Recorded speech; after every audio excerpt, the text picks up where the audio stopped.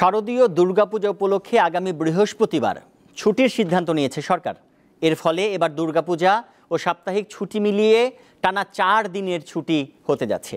মঙ্গলবার রাজধানীর ঢাকেশ্বরী মন্দিরে দুর্গাপূজার প্রস্তুতি পরিদর্শন শেষে প্রধান উপদেষ্টার বিশেষ সহকারী মাহফুজ আলম একথা জানান। তিনি বলেন, এবার দুর্গাপূজার দশমীর আগে শুক্র শনিবার পড়েছে, তাই বৃহস্পতিবার ছুটি দেয়া হচ্ছে। এক প্রশ্নের জবাবে মাহফুজ আলম বলেন, দেশি বিদেশি চক্রান্ত চলছে, কোনো ষড়যন্ত্রকারীকেই ছাড় দেওয়া হবে না।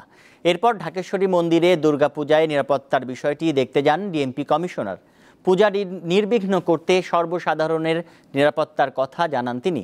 বলেন, এবছর ঢাকার 15টি বিসর্জনের স্থান নির্ধারণ করা হয়েছে। সন্ধ্যা 7টার মধ্যে বিসর্জন শেষ করার অনুরোধ জানান ডিএমপি কমিশনার। জি, বৃহস্পতিবারই আমরা বললাম, বৃহস্পতিবারেই একটি ছুটি হবে, যেটা সরকার আদেশ জারি করবেন এবং এইবার হয়তো 4 দিন একটানা সময় পাওয়া যাবে। আশা করি এবারের পূজা নির্বিঘ্ন এবং আনন্দময় হবে। সর্বোচ্চ বিদ্যুৎ সাশ্রয় যমুনা এসি, মাত্র 24 টাকায় এসি চলবে সারাদিন। যমুনা এসি।